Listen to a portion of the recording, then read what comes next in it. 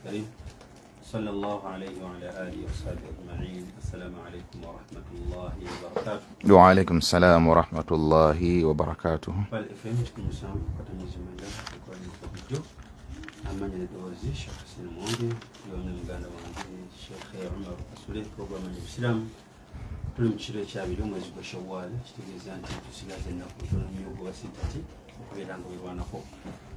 قبل جوتي بازا الله سبحانه وتعالى يجي باتودي ولم باتودي نتسيب نشينا شو الإسلام ونسأل الله يجي باتودي مسلم ولي بالإسلام atuzuki senga tuli basiramu era tuwejjana n'abasiraamu abakkiriza emirimu gyabwe ya rabbi. Pozi twongera okukuutira abazadde baffe abalungi abatuuliza ku Plan FM nti abaana bali mu holiday. Omuzadde yenna Allah gwe ekingala ky'omwana okwebaza okusinga okw'amaanyi okulaba ng'omwana wo ategeera Allah subhanahu wa ta'ala. Kano kalowoozo k'amaanyi nnyo eri abazadde mwenna abatuuliriza, mulwane ku baana bammwe mubatwale mu bifo ebasomera mu holiday. Naddala ng'essomero lyasomeramu nga teriri mu ddiini. Kiba kya nnaku nnyo omuntu okujja okukyalirako ewaka ng'omwana wo tamanyi kudda mu salaamu. Nosanga omwana wa P7, omwana wa P4, omwana wa P2 kuba kati ensi yakyuka, abaana boogera bakyali bato. Omwana wa baby class, omwana wa P1 asobola okwogera oluzungu lwonna naye nga bw'omutwalira salaamu naye agikutwalira tasobola kudda mu salaamu. Ekintu ekyo kiswaza nnyo. Ekirala nti abazadde abaana bwe bakomyewo bali mu holiday. Naam. Naye Sheikh Omar waliwo ensobi abazadde gye tukola Allah simanyi tunaagiddamu ennene nnyo nti omwana mu budde bw'okusoma tumukeeza ssaawa 11:10. Naye mu budde bwa holiday omuzadde ozuuka 11 okusala fajiri. Omwana nasigala nga yeebase. Omwana oba omubonyaabonya nti amwana kawumulemu kwolwo emanye ne holiday.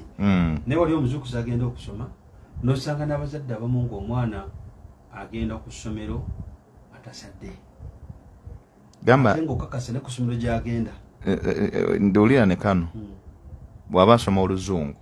ng'agenda kusoma gamba nasomera amasomo gatali ga islamic. Ku makya bamukeeza nnyo agenda asome. Naye engeri gyali mu holiday nga agenda nasomako kali ku muzikiti oba alina gy'asomera eddiini. Awo yebaka paka ssaawa 3. Ne balyoka bamugamba nti owaye leero tosome seeka teyazze. Ng'ate kusala tasadde. Programu eno ya maali ya Obusika. Naam. Naye abagenda okulya emaali yo bagirye nga bye babasaanidde okirya. Okubeera nga gwali mu kabuli bakubuuza ku maali kuba nkakasa ebibuuzo ebiri kyabagenda tubuuza bukiri fi min aina iktasabahu wa fima anfaqahu. Naam. Wagijjawa era wagisasonyotya. Oli mu kabuli abali emaali yo n'okusala tebasadde. Naye kitegeeza nti abalina omukisa nga balina abaana ewaka mu balidde bazi abaana baffe bannange tubazuukuseeko subuhi musale nabo fajiri. Kale babadde okwebaka nga tebalina puroguramu ya kusoma nakoza bintu nakuera lujja baddeyo bebake naye nga bamaze ki? Bamaze swala. Ekyokubiri eri abazadde abasindika abaana ku mizikiti nakana kwakoluza kakulu nnyo. Naam. Tusindika abaana gye bagenda okusomera holiday naye tuteekeyo obuvunaanyizibwa tusasulire akaseera n'obugoberera omwana ono okusoma kwe nga bw'ogoberera eby'oluzungu. Holiday gweko akubuulireko byasomye. Naam. Kale watasobola kubuulira oyite ku mikwano gyo baseeka. Olaba omwana ono atuuseewa bakubuulire. N'onoyita Ajati Mugema itaseeka Hussein waka gambe nti gundi ava kusoma asomera wano bwati ne bwati. Naye mutesitingemu olabe. Amutesitingemu olabe nti ddala gundi holiday jja asaanye ogende kudda yeeyo oba nkyuseemu ki nkyuseemu ewalala. Ekyokubiri ekirala ekisembe ku nsonga eyo ate era nammwe atutte abaana ne mbawaayo ku mizikiti eyo tuteekeyo omulamu okusasula akasente kabasabye kuki ku muzikiti. Kibi nnyo okuba omwalimu ajja kwerekereza obudde bwe atuule wansi asomesa omwana wo. Naye osanga abazadde abamu abagamba nti ye mugezi n'asomerako ku Masjid Hidaayah wiiki emu olumugoba n'agamba ate jamia teri wama mugende musomerwa olumugoba ku Masjid Jamia mugende ku taqwa omuwa kutakwa mugende kubalira namaliriza nga holiday number abaana betoloza mizikiti bagenzi babbayirimu nabyeyo eswala inabaya ebuzu nabyeyo swala y'omufu eryabyeyo gundi nosanyuka n'ogamba nti balowooza okujja emizikiti emingi tetugifunemu eyinza okwekanga nga omwana akifunye naye nga tekimugase owulira nti omwana talina kyatamanyi mu ddiini naye muyaaye bwekiri oyinza okwegendereza nti byonna byeyafuna ebyo yabijjawa ate kyekimu nti ne mu masomero g'eddiini alumu abazadde abamu abatuliza saagala omuntu agambe nti akati ayogala okubaloka ayinza okuba agamba nanga tugamba naye nti waliwo n'ensomero gyendaba nti abasiraamu fekenyini nate abamu mu masomero ga Afrika nagaufe aga Islamic ga Huda ga Ihsani gani ate tetusasula school fees kyokka ate bw'osanga musomero eddala era so okwatibwa ennaku muntu najja ku ssomero n'omugamba munnange nagamba seeka wallahi nsonyiwa ekye bankoze ku gundi bali bo tosobola kuteeka omwana nga tonafuna bank slip yesookayo zonna bazitutte naye nga gwe wuwa akakasira ddala Allah ayinawo enteekateeka yammwe ejja buli Friday ndozanga eva mu ggulu keyammwe era mwewammwe mwina kubeera nga musembayo akantu ako kawanvuyemu katono naye engeri tuli mubulidde okakasa nsonga abazadde nakano kengereko sheekh nga tonnakavaako omuzadde omwana okuwummula n'atuula butuuzi awaka wallahi buba buli azamanya bunene gwe kennyini bwe weekozeeko n'omwana bw'omukozeeko yes kubanga wamutwala mu ssomero si lya ddiini ekyokubiri bw'akomyewo ate tofuddeeyo kunoonya mwana ono baani abayinza okumubangula mu nsonga y'eddiini okategedde bulungi n'abeera ng'ekintu ekyo omuntu oyo takikoze eki takitaddeeko ssira ekintu ekyo kikyamu nzikira omu ku bakhalifa ba Umawi mu Umayyad dynasty khalifa omu yalina omwana ng'amwagala nnyo era mu mbeera z'Abawarabu ne mu nkola zaabwe mu tuyite nga cultural beliefs zaabwe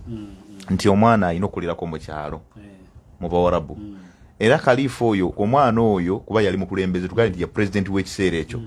naye yalina omwana nakugamba mwana w'engeri yali amwagala ennyo nga tayagala amuve ku lusegere nga kitawe wa Yusufu atayagala Yusufu kumuva ku lusegere kati omwana ono engeri yali amwagala ennyo ate ndowooza nga alinamu ne motivation yokuba nti ayagala amufuule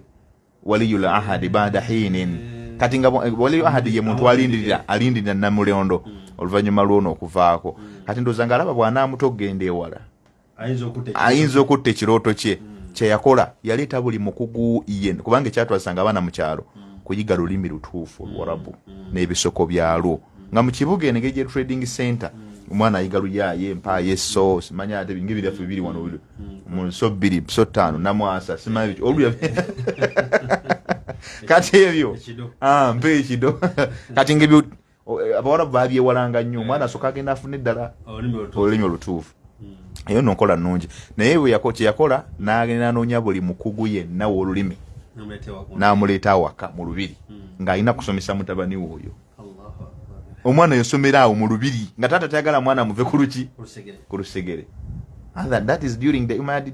dynasty mu kaseera ako kati naawe nga kiri kyobagambye Sheikh Hussein muyite ng'okukakasa nti ajja kunsomesa omwana Kulaani yange ajja gitegeera omwana muyite ajja asomesa omwana bw'oba tosobodde mutwalanga ku hadiya kuba tubakowola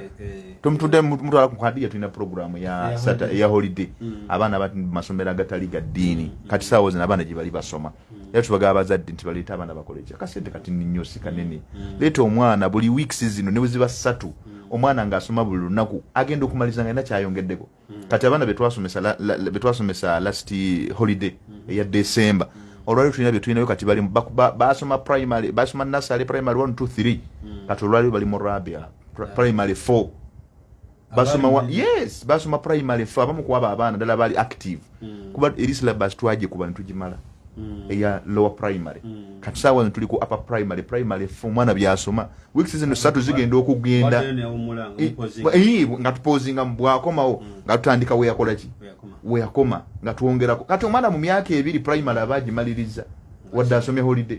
okitegedde naye gwe yagala asome luzungu ate omwadde provision yakusoma kadde ka side ya ddiini abala n'agamba nti akusinziira ku mbeera eno omwana kangenda Kisenyi nkolenga naye mu Kisenyi kana kwawuliriza njaga nekyo kwiro manyiriza sente gwosuubira alina obudde wanaatulaawo okuddawo nti alowooze okusoma eddiini ng'olowooza omuyigiriza sente tekisoboka kiba kizibu nnyo kituufu obutuufu na barakallahu fikum namna tuyoza tuwanviyemu katono ekikulu kya byonna mimbabe nasiha bebaana betukusomesa wana bagenda okufuna emaali kituufu ofe wansi ngolaba nabo bali emaali yo batuufu bebaseekeddwa badde bali basaala ali ekyemisana ku sente zibalesebe namala n'asaala oba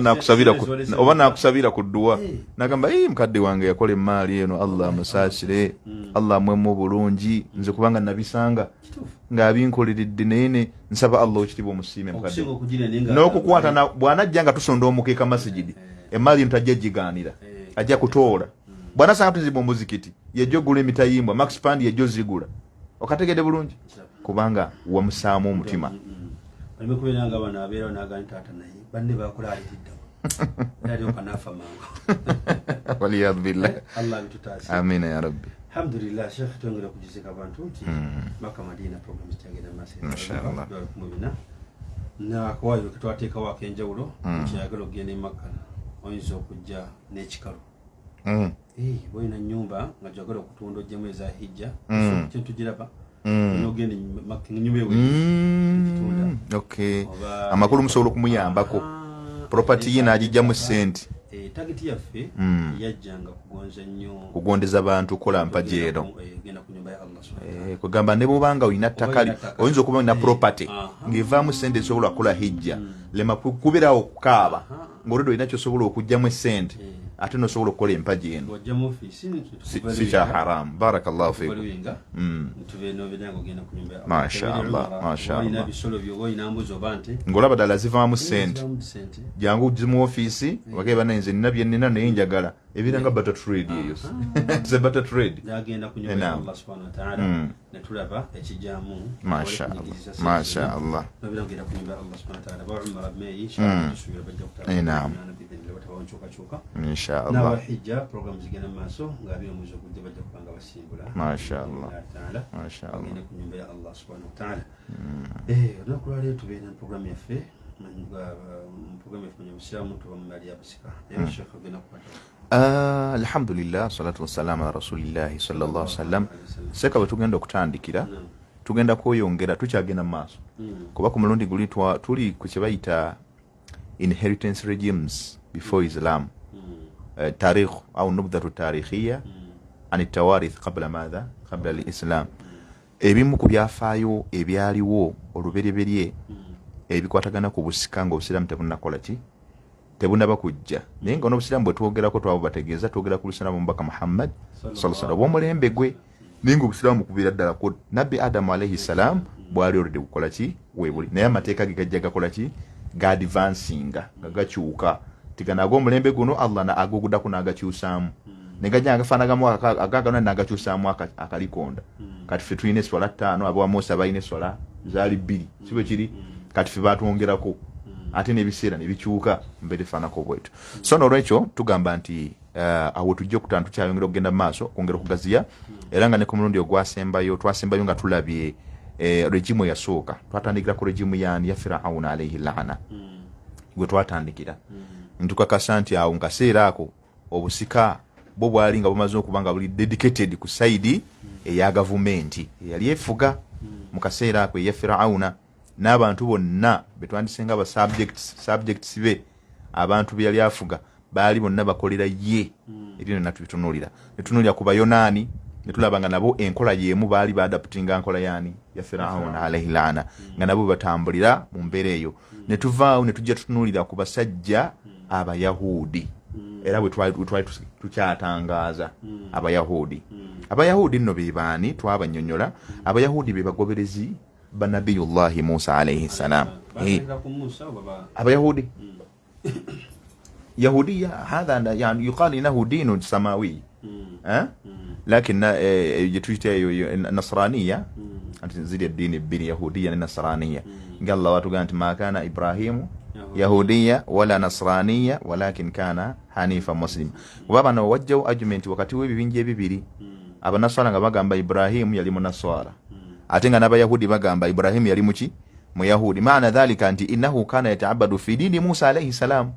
wal ba'd yaquluna annahu kana yata'abbadu fi dini man Isa alayhi salam kati Allah kwekusa aya eno sababu nuzuli yayo nti makana Ibrahimu yahudiya wala nasran tiyaliko ku side ku group ezebbi teyinaji yali akola ki agoberera tiyali yetende yali agoberera yali ayina amateeka ge Allah ge yakola ki ge yali yamu Ibrahimu wadda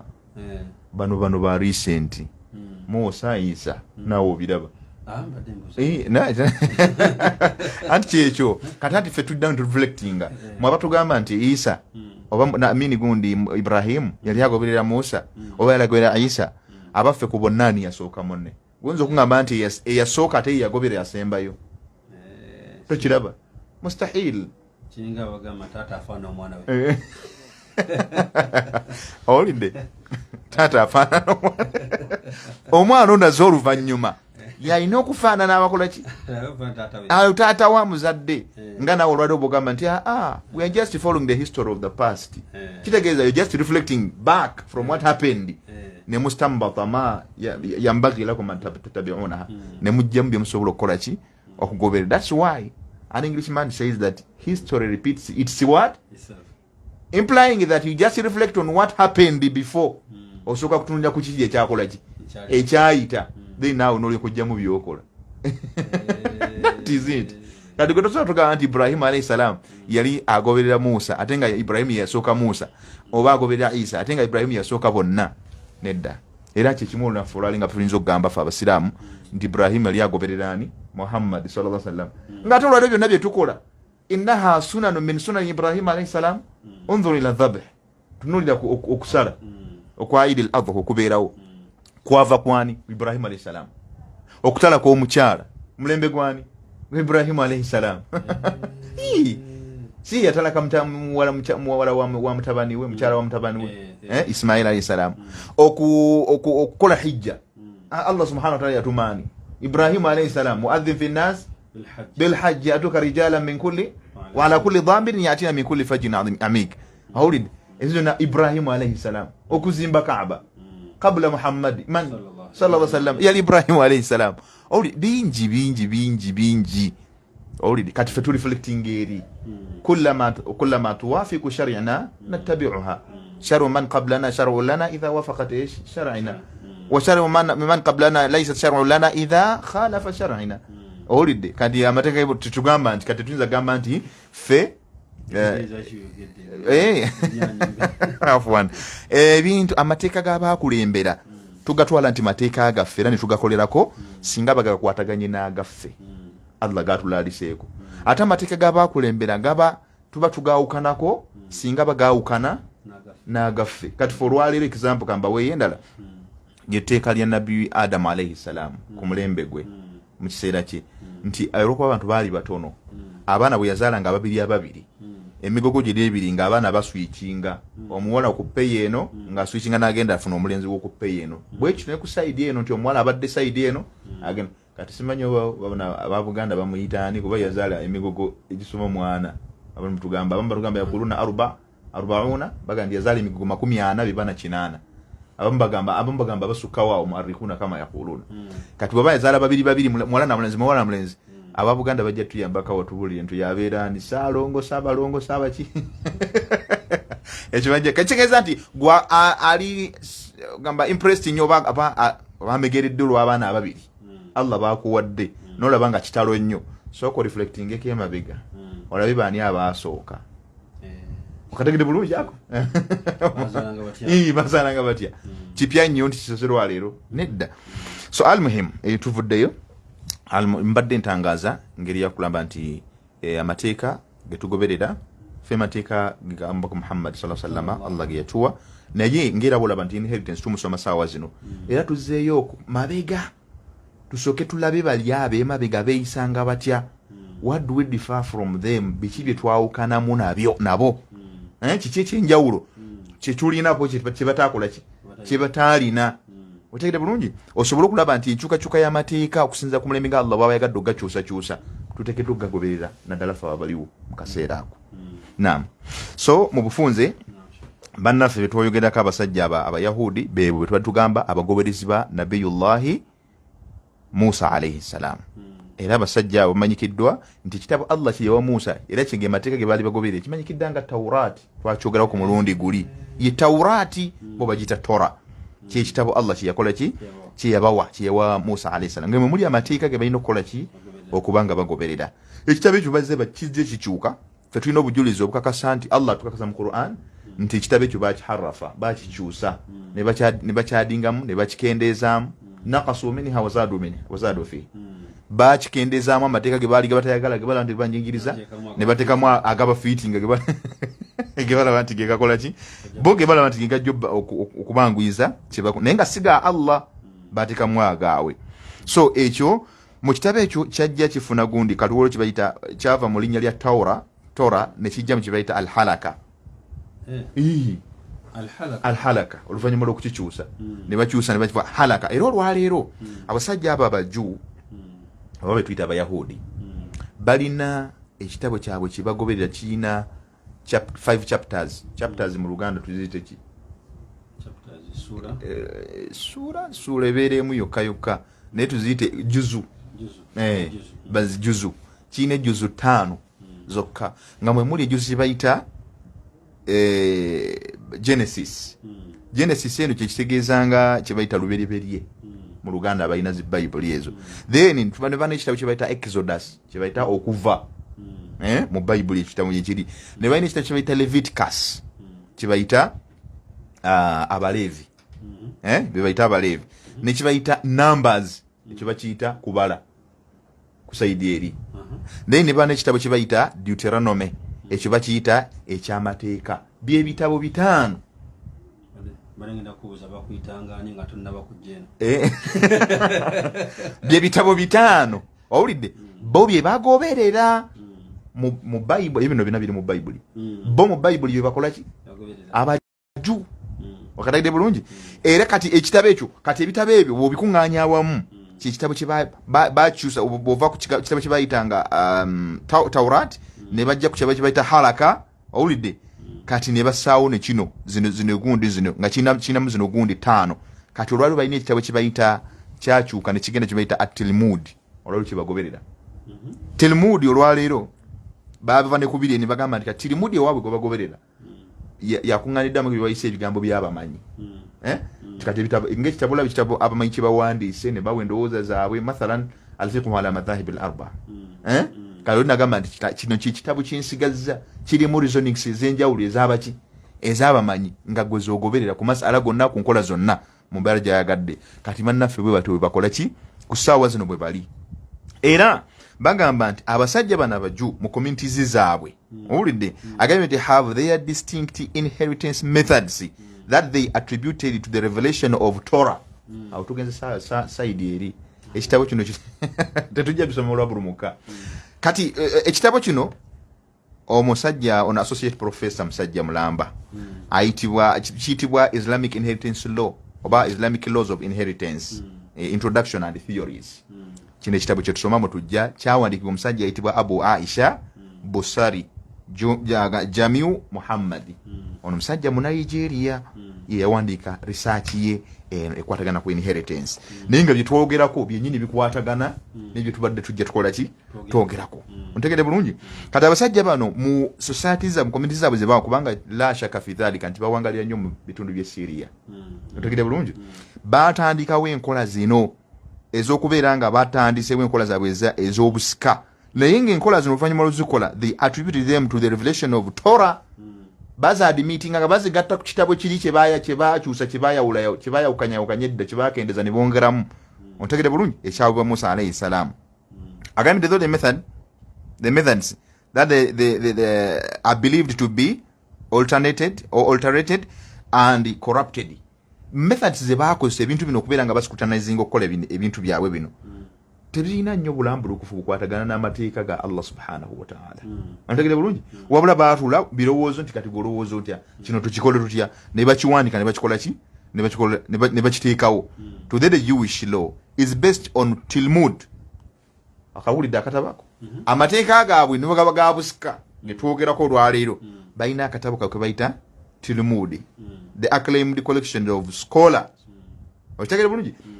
Abamanyi babiri baatula ne bakola ki? Ne bakuŋŋaanya ne bateeka on commentaries and consensus on the religious issues. Ezikwata oba religious issues. Baatula ne bakuŋŋaanya ebigambo byabwe, ne batuŋŋaanya ebigambo by'abamanyi baabwe, be balaba nti kati ono bw'aba ayogedde kino kya recently simanyi okusinziira kyaki ke nakakolako nawulirako n'emabega kaawo nga waliwo omu ku banene ab'eddiini eyagamba nti kati abantu basaanye okubeera nti abamanyi baddamu batuula basobole okulaba nga bafunayo ebigambo ebisobola okukola ki okutambula n'omulembe guno oguliwo kati ebigambo bayibuli weerisofa tekyasobola kwogerezeganya n'abantu ba mulembe guno ekyo research weri by'abantu exactly so kyekyo bwe kiri so oluvannyuma lw'ebigambo ebyo kati zino ze zimu ku nkola ze bakolamu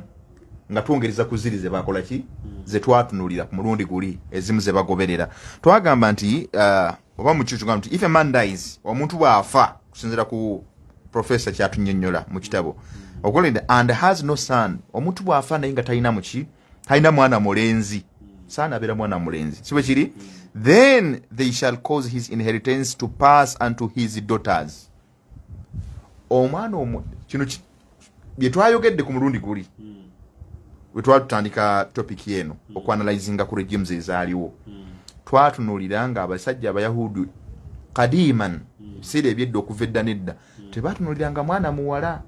ontegere bulungi implying nga n'olwaleero kikyaliwo mu baju bagenda nti omwana omuntu bw'afa ewaabwe nga talina mwana mulenzi obusika bwe bukyusibwa ne bulyoka buweebwa abaana abaki abawala kitegeeza nti obwo abalenzi bwe babeerawo abawala tebabale considered okategere bulungi tebabeera considered so kyava agenda maaso gamba nti and if he has no daughter ate bw'abanga talinawo mwana muwala ekitegeeza nti aba talinawo mwana yenna ontegedde bulungi nagamba nti then they shall call his inheritance shall give his inheritance unto his brethren olwo obusika bagenda buwa baganda be oba kategera bulungi omufu talina mwana talina muwala oba muki mulenzi kati obusika bwe olwo ne bulyoka butwalibwa ne bugamba nti talinayo babulaza be basookerako talinayo babulaza okategere bulungi babulaza be basooka bwe babulaza we bali bonna obusika bugwera mu babulaza then bonna babutwala then bwe kisangibwa nga babulaza tebaliiwo olwo basisters ne balyoka bakolaki ye kaida bwetyo bweri ontegedde bulungi then and if he has no brethren then they shall give his inheritance unto his fathers no even tebatunulira na sisters directly bagenda kuba ba brother ba kitaawe ontegedde bulungi baganda ba kitaawe abalenzi be batunulira baali badde nga bataata abato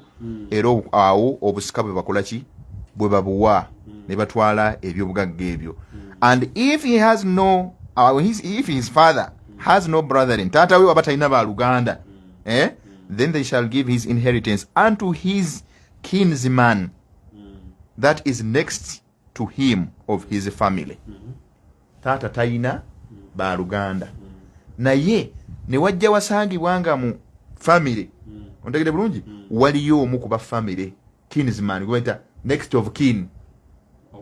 owooluganda addako akwatibwako ensonga oligo banoonya gwe mu lunyiririrwo tebafunyeeyo mathala nze sirina baana sirina bawala sirina balenzi naye nina ebyobugagga ne batunulira kusaidiya taata wange yafa ne wasanga nga taata wange bwafa ate naye talinayo baluganda talinayo bawala talina baki balenzi kati who is the next of kin in the family ani agenda okuddako mu family olwo nga bajja kunoonyayo omuntu yenna wa family asobola okukwatibwako ensonga ya family olwo gwe bagenda okukwasa ebyaki olaba yes ano ebyabugagga exactly bwe bagenda obikwasa babimuwe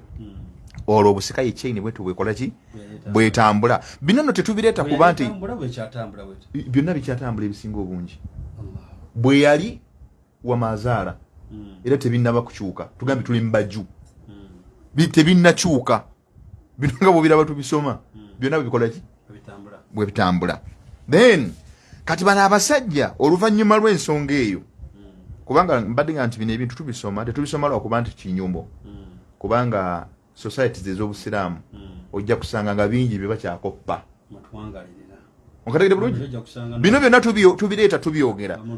twagala awuliriza olabe gye biva byokopperera byogobera mu famire yo buwa gye bivudde abaffe ebintu bino bya ddiini ebintu bino bifunamu empeera oba olunaku lw'enkya mugenda kusimbibwa wali mukaguli mu maaso g'obukitiibwa Allah mutandike okubuuzibwa akana n'akataano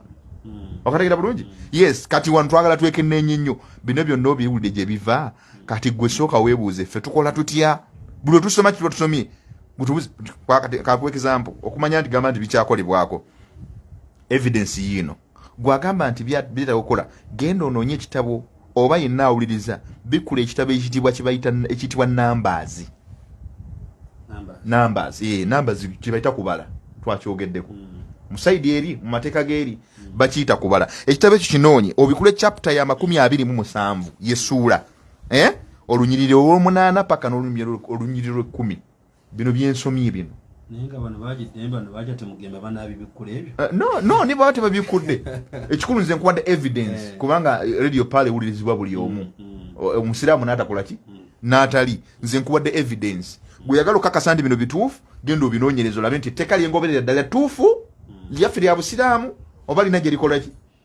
gye liva kati gwe yagala okamanya gye liva genda okukwata ekitabo kyabwe okibikkule wenkugambye wennyini osome ojja kulaba nga byenkugamba bye bibiri. Ekyokubiri, the Jewish first son of the family even if he is an illegal or an illegitimate child omwana asooka mu family ku side ey'abaju be bayahudi baahlul kitaabi omuteeko ogusooka bw'abeera nga azaaliddwa kasitaaba mulenzi nga yasooka newankubadde nga yava mu makubo agatali maki okategere bulungi nkaddamu newankubadde nga yava mu makubo agatali matuufu agatali lawful naye ng'amanyikiddwa nti mwana wa gundi okategere bulungi bagambye wano nti gets double the share of the estate gets double ndabo kanjagalo kanotinge gets double of the share of the estate hadhain afuna emigabe ebiri mithlu hadhil unthayain afuna emigabe adabolinga afuna dabo emigabo gye bagenda okugaba gyonna yafuna ebiri oba gyenkana kituba gyenkana gitya egyebyo by'omufu byabakoze eki byabalese while others get equal shares naye abasigadde bonna nga begairi nadhar ala man huwa oba ala man yahsul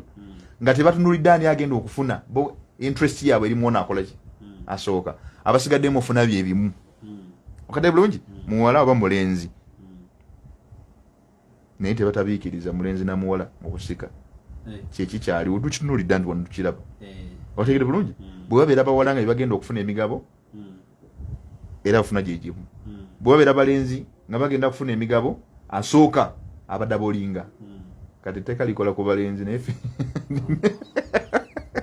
likola kwasooka na ku balenzi tegere bulungi faye eyo yensonga bwetyo bwetambula ku saidi eyo obujulizi ku nsonga eno ayagala okukimanya genda olabe ekitabo ekiyitibwa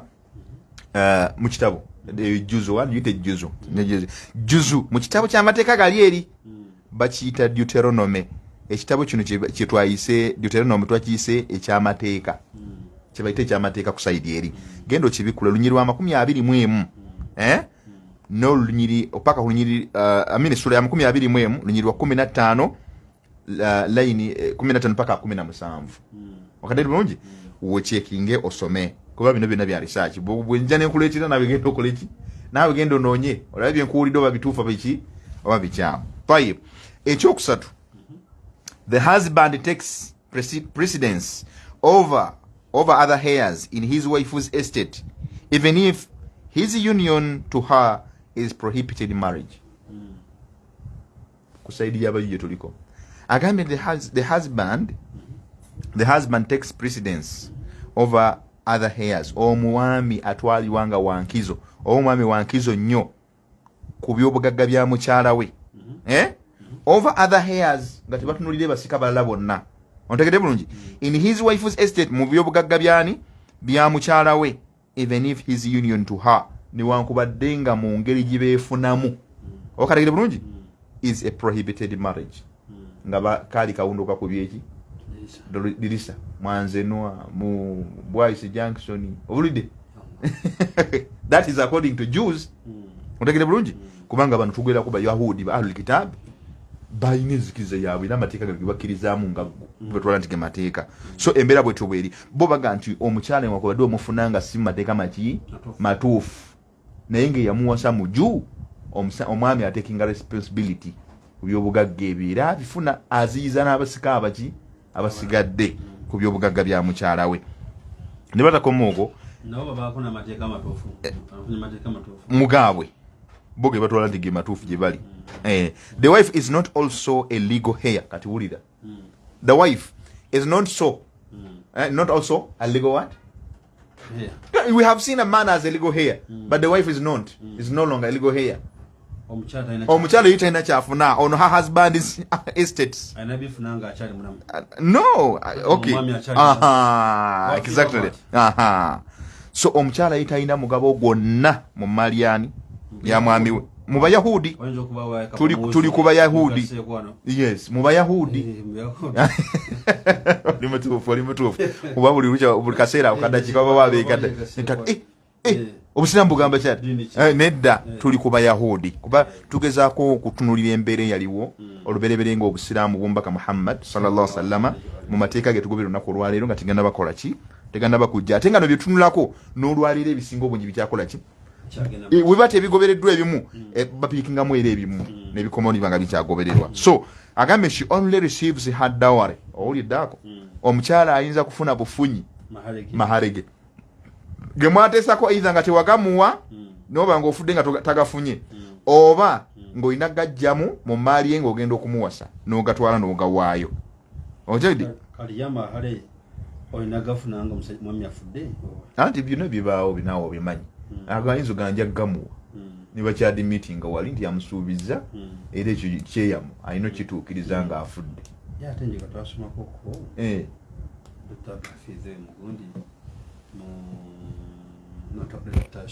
شعيب نعم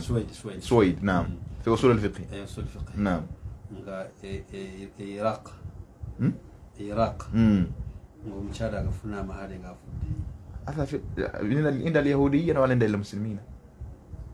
هذا عند اليهودية ولا عند المسلمين يهودية قديمة يهودية قديمة أنت تشتغامبي وانو she only receives a hard dowry increment and entitled to the maintenance from her husband's estate until her death or remarrying. Omukyala afuna maharege mu mali y'omwami talinamu mugabo naye ajja afunamu amaki in case ng'omwami tegakola ki tegasasula. The second thing that she gets from the estate of her husband nti asobola okuba nga amaintainingibwa afuna bitwandiyise privileges no twandize tya tunange je tuzita I'm forgetting the word ebintu ebikugamba zetwandise nga important gundi ebikulu omuntu byatekeddwa okufuna mu bulamu nga shelter food ne maintenance y'okwambala byonna asobola okusigala nga abikola ki abifuna naye on a limited time either up to death paka ng'omukyalo oyo akoze eki afudde or if she would like to be married again or to remarry kasita afumbirwa bino nga bikutukawo okategedde bulungi ebbanga lyamala nga bbaawe afudde ng'akyali waka asobola okufuna esente ezimubeezaawo paka lwanaddamu okufumbirwa oba nga afudde bwafa bikomaawo bwafumbirwa era bikola ki bikomaawo khalas byo byayinza okuba nga afuna hadha indaman inda alyahudiya saidi y'abanafu abaki abayahudi tweyongerayo mu maaso nga tutunuulira again nti son is son mutabani wa mutabani oba mutabani wa mutabani kuba kisobola okujja nti omuzzukulu owokubiri oba omuzzukulu owokusatu okyagende bulungi nze mathalan oba atuwuliriza oyina omwana wo n'azaala omwana oyo mwana aba mutabaniwo oba aba muwalawo muzukuluwo omuwala oba muzukuluwo muki gwe bayita grandson oba granddaughter. Agambye nti prohibits daughters from inheritance. Okawuliddako agambye nti son is son prohibits daughters from inheritance once they are alive. Okategedde bulungi ako ozadde abaana tuwuliriza obulungi abaana bola n'abaki n'abalenzi kize ne kisangibwa nga abaana b'abalenzi b'ozaala Allah abakuggyeko ne bafa ng'okyalinawo abaana abawala naye bano abalenzi mu kiseera ky'okufa kwabwe bakulekedde abazzukulu abalenzi oba omuzzukulu omuki omulenzi. Okategedde bulungi kyebatunya tugambye nti son is son prohibits daughters from inheritance. Omuzzukulu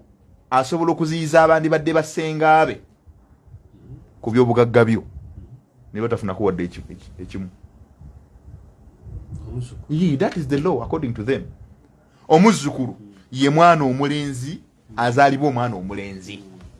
Singa omwana omulenzi gw'ozaala aba yafa mutabani we muzzukulu omulenzi aziyiza bawalabo okufuna ku maali yo endali yahudi eri bannaffe abaju. Mutegere bulungi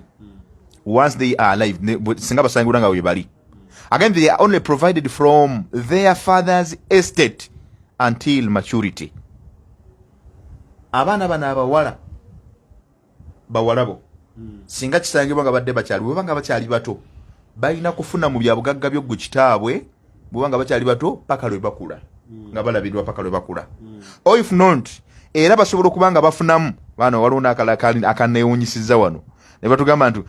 until maturity or marriage oba paka lwe bakola ki lwe bafumbirwa. Ondegere bulungi sons must give their sisters part of their wealth, their father's wealth estate for the payment of their dowry. For the payment of the what? Dowry. Katikana akantu kano kalimu emirundi ebiri. Oluberiberiye mbiseera ebyedda walingawo ekiseera naddala inda manasuli al arab bwe tunatuse mu bumbusiko bw'osayidi abawarabu omukyala yalinga munnange kizibu nnyo okufuna omwami amutwala nga talinaawo kaalina. Si bawarabu bokka naye bwe nasomeka statement kano kangaziyiza kubanga ne mbawarabu mwalingamu abaju wa ila al-an madam mazalu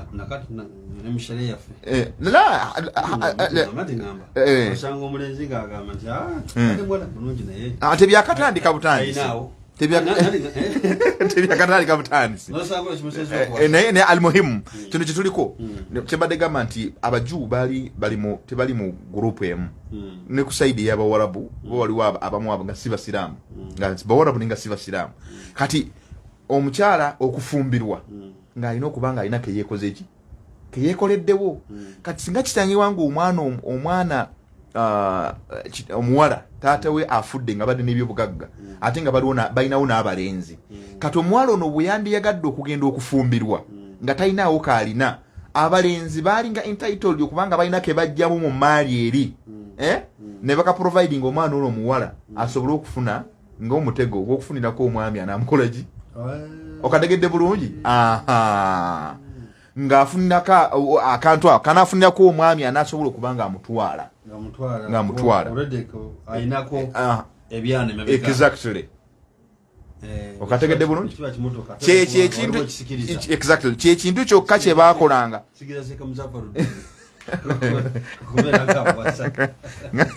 ngamuwaza alhamdulillah hayyanallah. So kati tugambye kyekyo nti ekitegeeza nti abaana abawala scenarios mwe bafuniranga ku byobugagga by'abakitaabwe bibino wammanga nga bato nga beetaaga okukuzibwa bakule. Ekyokubiri nga tebana bakufumbirwa baafunangamu ekyokulya. Ekyokusatu baafunanga mu maali ya kitaabwe nga singa abatagenda kufuna mwami asobola mutwala mu mbeera eyo yaweebwangamu engeri y'omugabo omwami asobola okumwegomba amangu amukoleki. Naye kitali ekyo duna dhalika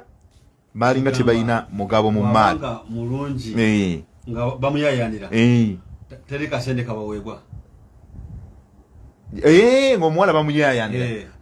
awo tiriyo kantu konna kumuwala kaweebwa kasitaafu namangu bamukolaki abamutwala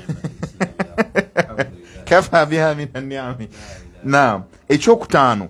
if a man dies childless, gwe tuyita kalaala ku saidi eno, nga talinayo mwana yenna ate era nga talina bazadde, abazadde olwo babeera tebaliiwo in most cases, agambye nti his brother is in line to marry his widow. Okalabyako okawuliddako mu baju. Okay. If a man dies, for example, nze ne Hussein tuli ba Luganda mathalan, ani abasooka okufa gwe oba kati nze nefa mpulamu bwaki naye ku stand by nga mukyala wange abadde waali muganda wange Hussein directly muganda wange Hussein bana kunyigira directly atwala butwazi mukyala wange duna nikahin nga tewaliiwo mbaga ndalibaddewo atwala butwazi kakati Fatma Nabila khalas mujie wange hada huwa akategere bulungi balyanga byabwerere oba gwe kimanyi onatuwe namula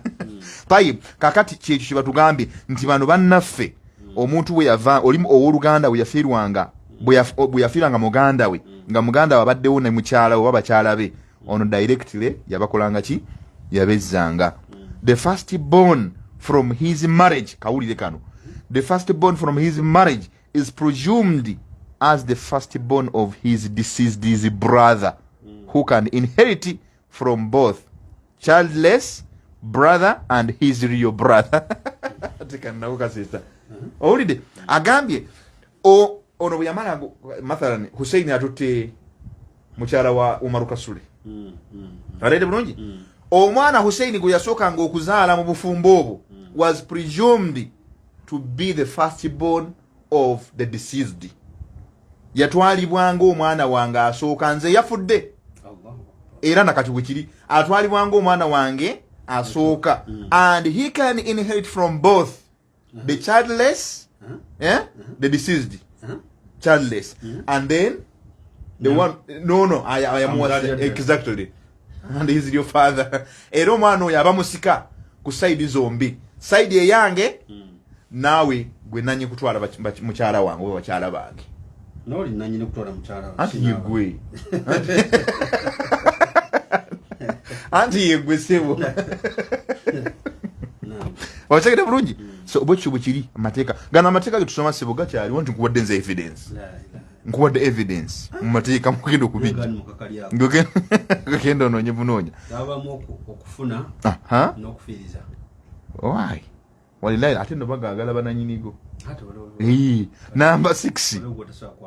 Number 6. Illegitimate children, abana abatali mu mateeka, abali unlawful, abali out of wedlock, abatali mu bufumbo, si ba bufumbo bebbali, babayita baana bebbali. Betegulungi either through adultery, either ng'omuntu yabazaalanga akuze nga bwe tuli basajja bakulu tuli bafumbo n'otambula bw'otyo n'okuba amakono n'ozaalayo abaana wabweru, okitegere bulungi, oba nga yabafuna before abalukita adultery nekituyita fornication. Kati fornication y'okubanga omwana abadde mu kya teenager myaka 13 awo n'agenda azanyira ku buwala bw'abendi kakana bufunyisizo embuto teenager bantu kolya kyekimu. Katutegeeza nti inherit in the same manner as those born in wedlock. Kyakwana nekyasoose abo abaana waddiwa bazaala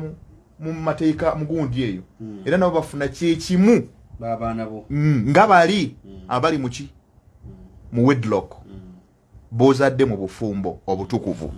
Namba 7 under Jewish law mu mateeka g'abaju, difference of religion wakawulidako ikhtilafu madha ad-din okwawukanya amadini oba enzikiriza, agambye impedes non-Jewish from inheritance or inheriting a Jew.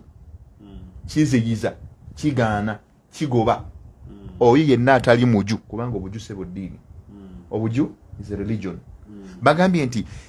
agambye nti under Jewish law mu mateeka gaabwe ng'abaju, difference of religion omuntu okubanga baawukanya amadiini impedes non-Jewish from inheriting a Jew. Atali muju tosobola kusikira muju newankubadde nga muli mwami na musajja. Ontegedde bulungi, omukyala baba ye muju abeera asinga amaanyi omusajja. Era omusajja wabanga ye muju obviously kisigala kye kimu.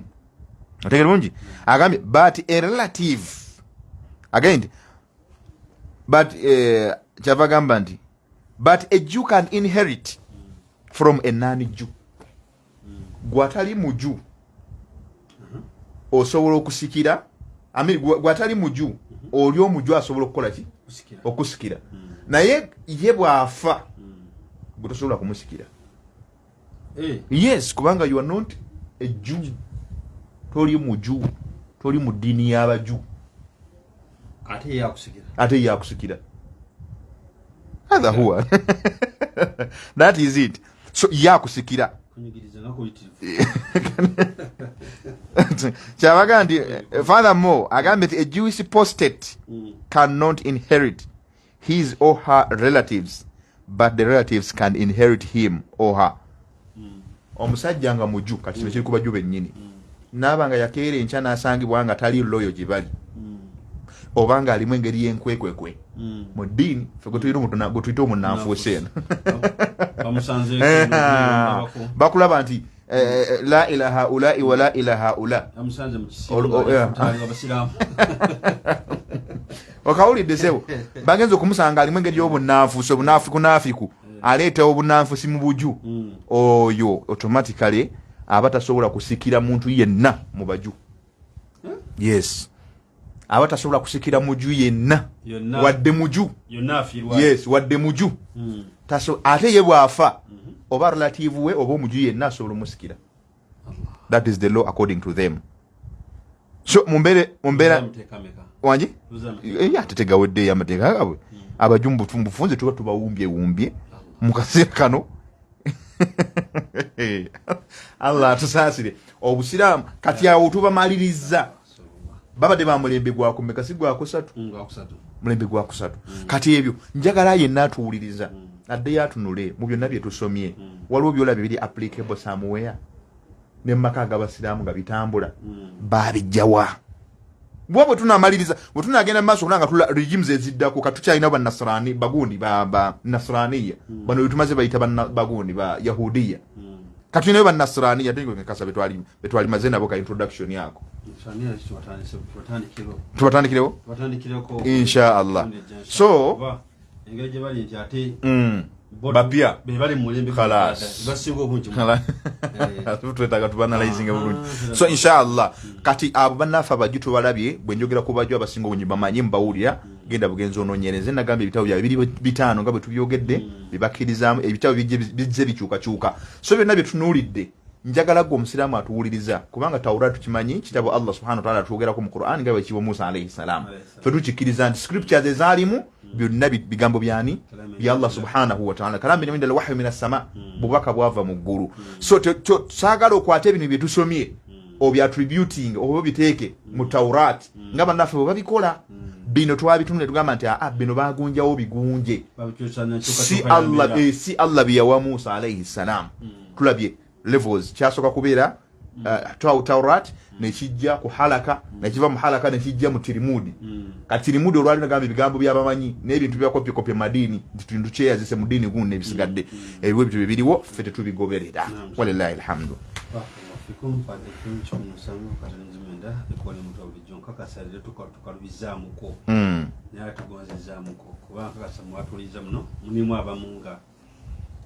bajja begattako begasi ku track batwana kujja ku track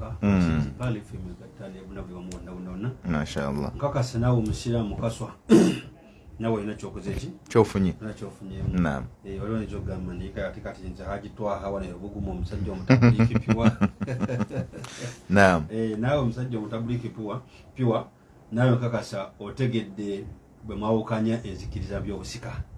nawe bofunye kikuyambamu okubeera nga تشكر ربك ويبارك الله صحيح لا شك في ذلك لا مطوف تتوالي وقتي n'abakyala awuliriza nawe webaze katonda wo naam okubeera nga goliawo omwami kasitafa toyina choice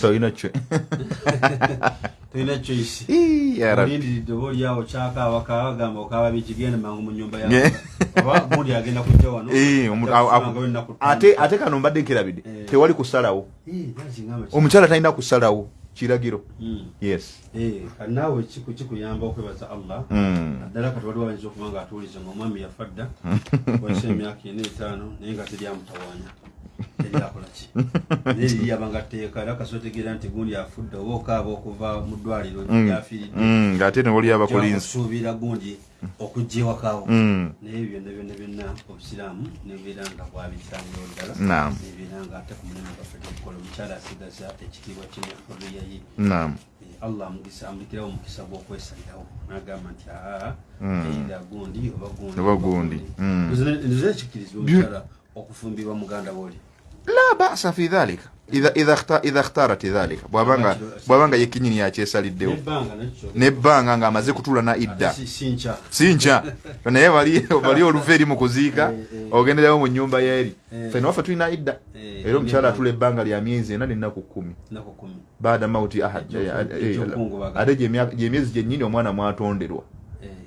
aye naawe nekyo kyogerekona aye naawe tukusuubirayo okubeera nga yadde nti omwegwanisa totandika kusulayo konti mukuuma sebo tojja naye nkyali mulamu mashallah n'omwami naawe tekitegeeza nti okuba nti otegedde nti olina kukeerayo era okuuma ensa n'ekitiibwa n'enkolagana kubeera nti ogenda obakuuma kubambi batya mu nnyumba musajja azimba nnyumba nene nnyo sigenda obakuumako mbasindikire abalala exactly okuuma ebiyinza okuddira oluvannyuma lwabyo nabwe kityo tuyigamu bingi nnyo otandika okuteekula amateeka ago seeka nga bwetusomesezza nga orelatinga ne gafa ag'obusiraamu wallahi we omuzaddala nga Allah yatwagala nnyo n'atuwa amateeka amalungi salih likulli zamaani sahih ngagabulira ddala buli mulembe ogujja teriyo nduga nti kati gakaddiye tugakyusa kusinzira ku mbeera kiseera tukendeezeemu kuwano tufitinga abayaayi abo bazanyirire tukendeezeemu tukwatagana gajja nga gabuna buli mulembe era bwe malira n'akantu kano nti waliwo abantu abamu abalaba nti amateeka agamu abavaamu ziri akapiira tiyagikaba nange tusamba n'omupiira freedom city nebagamba nti sitwala bwebanga weeri nga tunajjamba ligisambira mu mpale empanvu togenda kugamba Allah nti wali boola kubanga etteeka liri eryasooka nga omupiira tegunnaba tojja kugamba nti okuba gwali boola osambira mu mpale ennyimbi etteeka liri akusookawo gwe jangu ng'olina kuyingira buyingizi mu tteeka eryo kolera under that law wamu n'abaganda baffe abayimbi yanosanga omuntu n'agamba nti ayo muyimbi naawe mukwate empolampola bw'amala okusiramuka tugambe nti kati anoonye engeri gyava mu buyimbi afune omulimu ogwa halaali oyo muyimbi mukwate empolampola nawe olaba abasajja abeetaaga nnyo bakwata empolampola nfaine tumwagazisa eddiini naye bw'ategeera nti akkiriza eddiini alina okufiitinga mu layini eddiini mwemwagala ekyo bannaye kakasa munaabaddeko tufunye bingi nnyo bituize tusobola kubeera nga tubitatana ebaza mukano nga ali musuudi abutukom ne hajati mwena mwena bwetubatambule nabo ku programu yaffe tusobola allah kitiibwa akadde kamwaddeyo akabamu obulungi ya rabbi tuyabira nti prestige majorin ekiragiwa omulembe awomuzibuga ate alimu ekirisi ekizimambire aho emikolo namu babbeekiri mweyonire musaya ku maduuka simakuzekuyo kumpi namu mukiko mugenda okukyaba kino enterprises mukikubanga mufuna bulungi n'abasipasio national primary school bakutegeeza nti ne kugalinga ku nasari paka number 7 biri wayonjo ddala environment yeyo basomesedde omu y'ebyoluzungu basangibwa mukono kilomita 1 mpaka ku Kampala nya highway so bakwekuza omusanaziro 2 5 ojja kubafunye bulungi nnyo so mu mwazinyi yakyagenda maaso teeka ku 0775 576 oba 0776 wakozesa machat id kodi eri 1095 tujja kubanga okufunye bulungi nnyo makagas bakutegeeza nti atodda mukona bana ngofumba kwasa makagas okereze mulungi ddala bei samusamu yonjo tafumuka siku zito 6 kilo 2 kilo 5 kujuza okulefiringa baso okusanga oli bakwekuza 75 mwenda 88 mu 76 oba 0775 mu 88 mu 55 ojja kubanga obafunye bulungi nnyo abakitibwa nange tuyebaza okutambula nabo kwetwatandikidde mpaka programu yaffe egweredde tubagaliza ekiro ekirungi era n'amateeka ago getukonyeko ogulu nkakasa bukakasa okubeera nga amateeka ago tugateeka bulungi nnyo mu nkola na mu mbeera ennyininyini eyokubeera nga tegawukanye nnyo n'amateeka ga Allah subhanahu wa ta'ala. Inshallah kamba sibule ndowooza nakumaliriza busimu buno bwokka mu namba z'amasimu zokka ze mbadde njagala okubanga mbawa inshallah. Twetaaze asobola okubanga ate atuweereza abaana okujja okusoma namba zaffe z'amasimu zoba okunoonya service oba bibuuzo sobola okuyita ku namba zino wammanga ku 0703 33 79 98 mpozi ne ku 0772 86 16 87 netusembyayo 0702 58 95 62 ezo bozitako ojja kubanga ate services zonna oba kiwetaazo osobola okuba kumanya singako byogeddwa inshallah osobola okubanga oyita ku namba ezo. Assalamu alaikum warahmatullahi wabarakatuh. Waalaikum salaam wa rahmatullahi wa barakatuh.